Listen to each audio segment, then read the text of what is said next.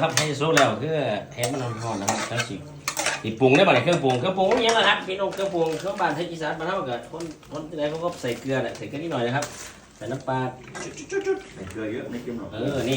นี่คือพริกผงมาจากอุบลนะครับเอาส่งมาอาทิตย์ที่แล้วนะครับมาจากอุบลบ้านนาแก่สำโรงครับนี่ก็ครอบครัวเจ้าอุบลครับนาแก่สำโรงกัน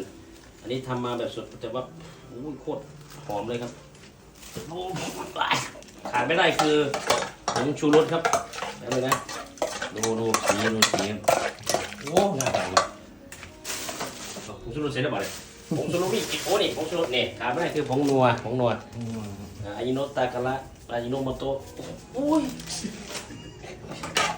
ถ้าไม่ใส่ไม่อร่อยนะโอ้ยมีโอ้พริกข้าวคั่วเนี่ยทำมาจากมือนะครับเพราะว่าไปอุบลเขาพี่น้องเขามาให้นะงานอีสานแบบคน